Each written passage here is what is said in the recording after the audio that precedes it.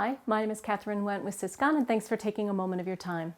Today I wanted to share with you a special request. We're asking you, please don't be offended. Let me explain. In the last few weeks, we've received quite a few email inquiries from our clients asking standard things, set up a new user, please change a password, provide some technical information to an outside resource that you might have, similar requests, standard things. And in every one of those cases, we need to hear from our primary contact person before we move forward with the request. And this is where we don't want you to be offended. Here's what we experience on our side. Someone could have hijacked one of your people's email accounts, and you may not even know that it's being sent.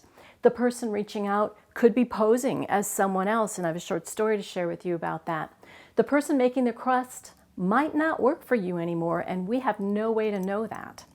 Or it could just be a standard request for a typical technical thing that you need, regular stuff that we do every day for you. So here's the quick story. In the spring of 2024, you might recall the MGM hack, and the question is, how did that get started? Well, here's how it started. A person called the tech support team. They had forgotten their password and they asked to have it reset. They were asked several bits of personal information that they correctly answered all the way around. Password was reset. A few minutes later, somebody else called the tech support team. It was the real person who said they had just gotten a message that their password had been reset, and by then the hackers were in.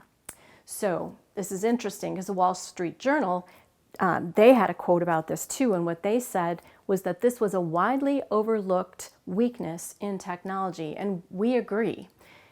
This is where we have to be vigilant and where we don't want you to be offended if we double check back with you, our primary person, or if you're the person making the request and you're not the primary one, don't be offended. We just need to double check.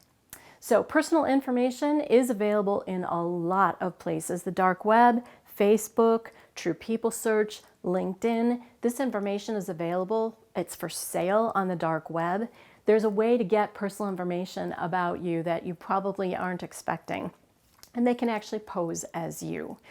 Sometimes you've been super vigilant, but maybe a business that you do business with or a friend or someone has had their information exposed through no fault of their own, and now your correlating information is out there and available for sale or to find. So just a few reminders, and we would ask that you pass this on to your team as well. First of all, be sure you have MFA, multi-factor authentication, set up and enforced.